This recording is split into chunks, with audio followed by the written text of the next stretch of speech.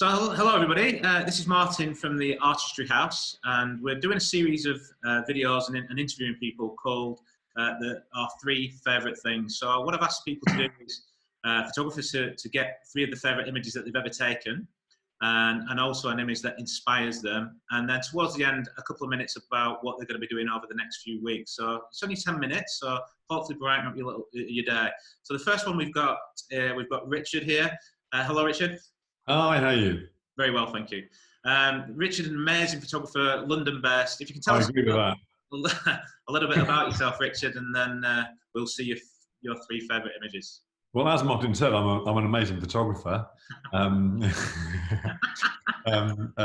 I'm a photographer. I've been around a while. I'm not a newbie by any means. I've been doing it for about 30 years, so I hope I know what I'm talking about by now, to a degree.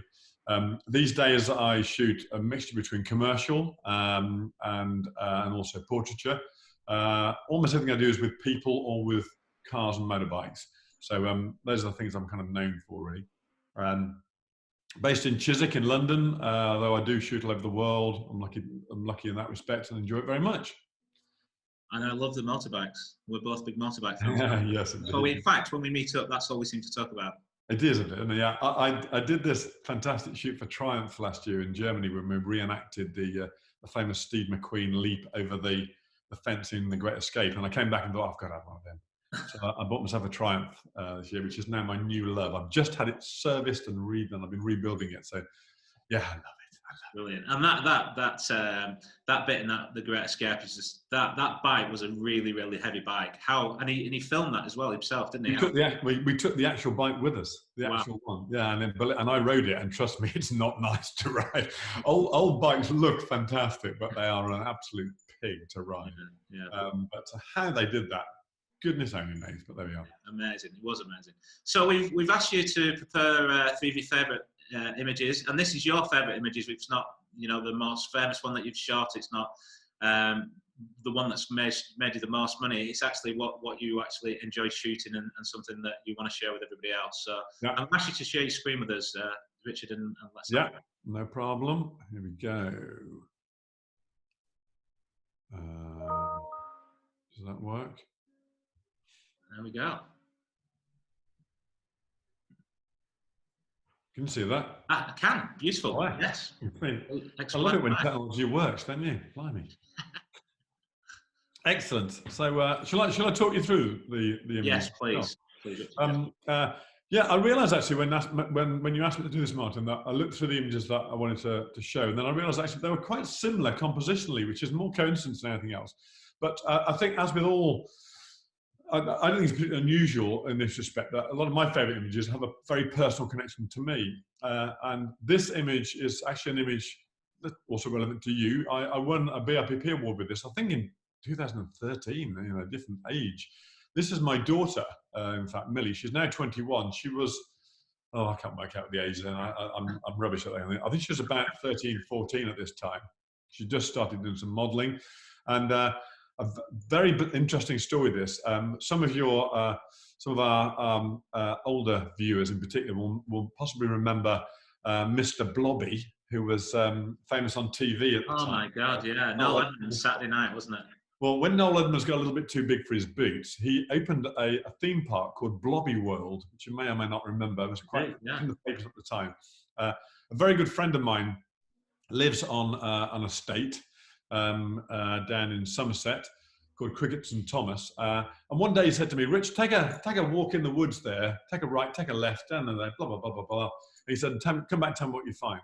What I found in the middle of his wood is actually Mr. Blobby's house, which was the original theme park. But of course, it had been completely overgrown, but was still amazing. And I wanted to do a shoot, as I'm shooting. I imagine any one of us would have died for it. Yeah. Amazing place. So we went out, spent some money on some clothes for Millie, my daughter. And then we went back there. When I went back there, this is all during the weekend whilst I was staying down in Somerset, I realised I needed some lighting. One of the things I love about this image is that a lot of people know me for my lighting, but this was lit with the help of London. I think it's London Camera Exchange down in Exeter. I drove to Exeter and I bought two second-hand different. One was a Nissan unit, flash guns. One was a Nissan. The other, I can't even remember what the other one was. And little sensors. And this is lit with two flash guns and my handheld camera. A little bit of jiggery pokery afterwards, I'm sure you can imagine in Photoshop. But no great lighting rig, no great room full of assistants. And I love the image. I love it because I love the image, but I also love it obviously because it's got my daughter in it. And it won a BIPP award. So, you know, how appropriate is that? It is, especially when we've just announced the winners today of the awards this year as well. So yeah, brilliant image. Love it. Yeah, so that was a fun one. Shall I show you my second image? Yes, please. It is strangely connected to that, and you'll see why. This is my son, Marley. Marley is 19, and just to show you that the same principle applies here in more than one way. This has in fact just won, as announced by yourself, a bronze BIPP award, for which I'm very, very grateful and rather proud. This image I shot last year in Kefalonia in Greece. My son Marley and I don't like lying on beaches. My wife and my daughter and my younger son do. So we tend to leave them on the beach and then wander off. We wandered off and we found this amazing blow-up rubber ring shop. I went in there and said to the guy, like, do you mind if I take a photograph? And of course he said, yeah, no problem at all. Didn't speak much English, but you know, he agreed to it. I don't think he quite realised the extent that I was going to go to. And I was there for about 3 hours with Marley, my son. I got him to go and buy a bottle of olive oil from the local shop. Not suntan lotion, literally olive oil. And we poured olive oil all over him, rubbed it all in. This was lit by the lights in the shop. I had no flash with me whatsoever. I also didn't have a tripod, and I used the boxes that some of these things came in to lean my camera on to take the shot. What a DSLR camera though? It's a Sony mirrorless actually, but right, okay. Yeah, same thing. Yeah, I use I'm a big Sony fan, and I used this is shot on my A7R3. But I just think both of these shots, interestingly, one of my son, one of my daughter, you know, so obvious connections, but both of them, I feel, have production values that way exceed the equipment that was used on them. And I think they prove really, really well that you don't have to have great bunches of expensive kit to take great pictures. And did you finish up with a big audience, kind of over your shoulder? I did, in fact, a massive audience. And in fact, the guy in the shop was just blown away by it. And he got me to send me a copy, and it went out on his social media. And I got loads of these bizarre Greek people contacting me on social media saying, come and take pictures of my shop, please. Brilliant. Great. And I like the idea that you've tied them together in that you couldn't have had your daughter and not your son, because you'd have been in a lot of trouble, wouldn't you? With I've got a little one called Dylan. He's only the other two now are teenagers and older. So obviously I don't love them anymore because they are just drains on my resources. I only love the little one who's not featured here. He's 12, and because he's 12, he still thinks I'm cool. So on that basis, he's the only one I love. But I thought I'd give them a showing on this account. Oh, that's fantastic. And your third one, Richard? The third image is a little bit more serious. It's probably more what I'm kind of known for generally. Wow. This is one of the images that I shot for the Guinness Book of World Records. This is a mad nutcase of a man who lives in Austria, who has the Guinness World Record for setting himself on fire for the longest. Now, this image, I guess, couldn't be more different to the other two, really, in that this is shot with very high production values, a big crew. We even had a video crew there filming us for TV as well. It took a lot of doing to get this right. I shot this with location lighting, big battery pack location lights, and a big old crew. But what I love about this image is that it really expresses something that I feel is really important, which is that I want my images to ask questions. I want them to be as much about asking a question as they are about giving an answer. And what I love about this image is that I feel it intrigues the viewer to look into it and say, you know, what is happening there? Who is this man? What's happened to him? Where is he going? Where is he? And that's been the kind of the background to all my advertising work. I think it's really important that you know, that storytelling aspect for me is a very important factor. I'll be honest with you, Richard. I've seen this a couple of times now. I think you entered it into the World Cup Challenge with FEP. Was it? Yeah. And I actually thought it was a comp. It never dawned on me that it was actually a shot live, if you will. In a way, it's one of those weird things, isn't it, about the world that we live in now, that actually when you take a truly astonishing individual image, people often go, oh, well, it's probably just a comp. Was this guy... to be fair, it's my fault that that's the case, because it's people like me that comp these things together that make you think you can comp anything together. So I've been burnt by my own... I've been hung by my own rope, really, haven't I? So burnt, I like it. You link that together. But was he some kind of stunt guy then? He is a stuntman, yeah. Austrians, by the way, are completely mad. They're the most mad people in the world. This was shot in a park in Austria. Can you imagine going to a park in anywhere in the UK and setting fire to somebody and somebody not arresting you? But here, we had people walking by like going, oh, interesting. Yeah. And they'd walk on again as if nothing had happened. It was the most incredible story. Amazing trip. I loved it. It's great fun. Honestly, it is mental, isn't it, really?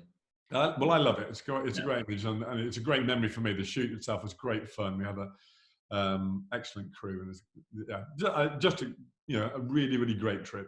Brilliant. Okay, so that's 3 fantastic images, Richard. Thanks for sharing. Thank you. Them with us. And I asked you as well to prefer an image that inspires you, or a number of images that inspire you. Yeah, and I think you're kind of at the top of your game. You're world renowned, and so how do you find inspiration? And you give me the 5 later, don't worry. So how do you find inspiration, and who inspires you? So the photographer I'm going to introduce you to, if you haven't seen him before, I do genuinely think will change your life, and I mean that literally. It did for me.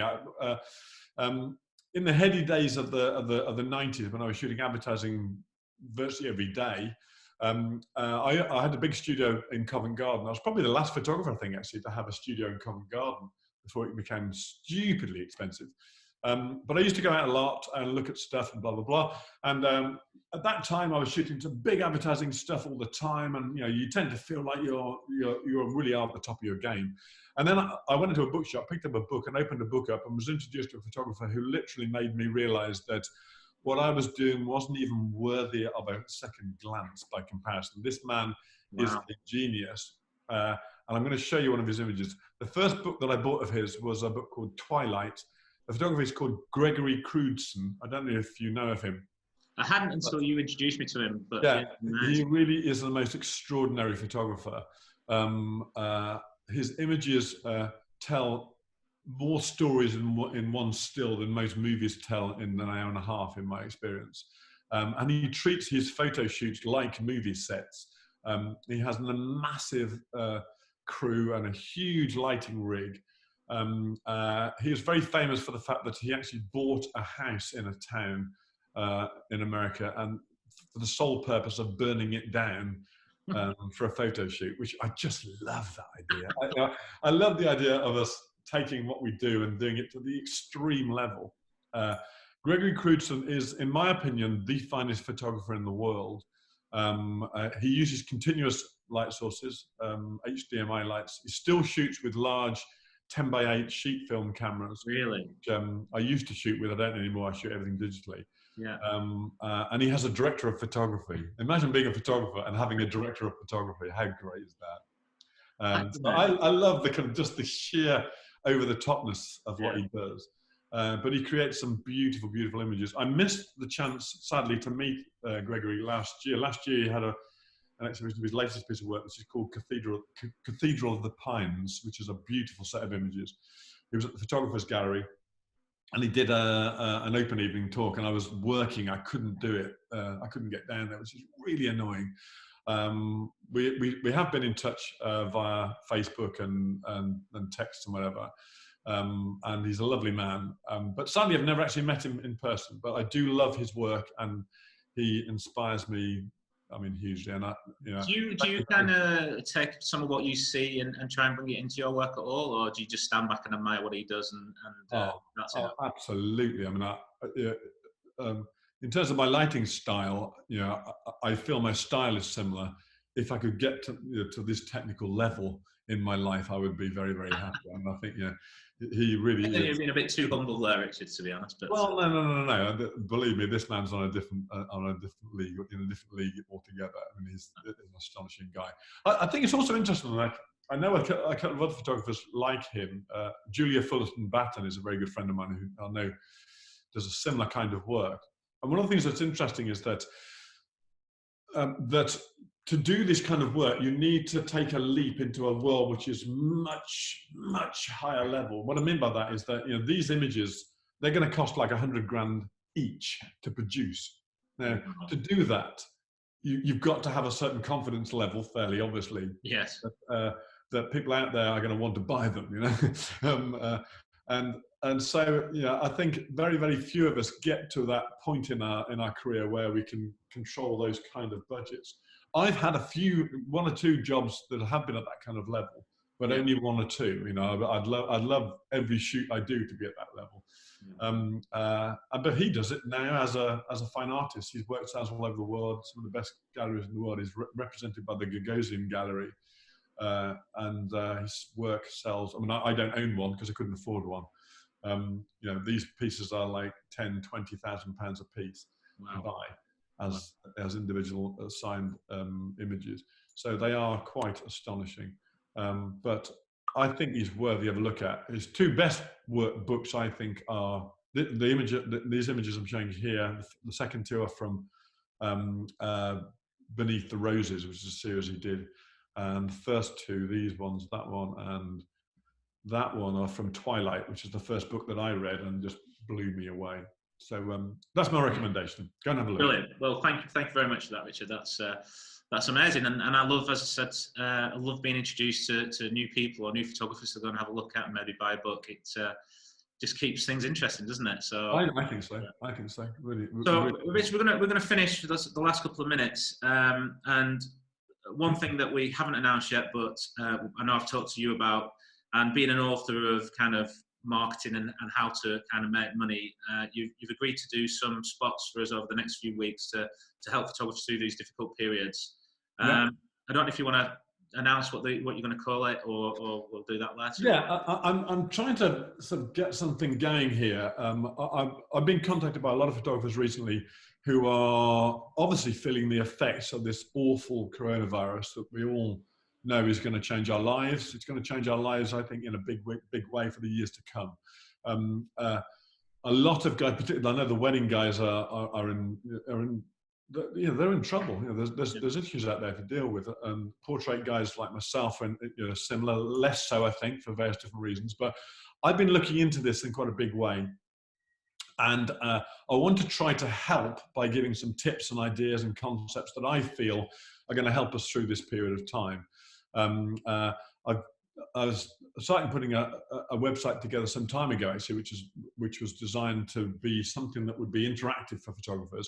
I'm calling it Reciprocity, which is I was interested to hear that the word reciprocity, we know it as photographers, obviously, in terms of the way that it affects our cameras and our sensors. But the word reciprocity actually is, the meaning of it is an exchange of concepts, exchange of ideas. So it's a really lovely word, I think, and hopefully that's what we can do together. I want to try to get some ideas out there as to what you can do to overcome this period of time and to make the best of it, and hopefully so that we'll be all the stronger as and when the work comes back. And it will come back. Trust me on this, it will come back. I've been through two recessions in my career, and I've worked my way through both of them. They were very painful, and I think this one could be possibly the most painful of all. But I think we can work our way through it. Good. Well, we'll look forward to that. And as I say, it'll be a regular spot with us. And we've just got to schedule it properly, and we're going to do that very shortly. But Richard, thank you very much for sharing those images with us and your time. I really do appreciate it. And I know that all our members will find it as fascinating as I have. Fantastic. People, be good. And if you can't be good, be careful. Thanks, Richard.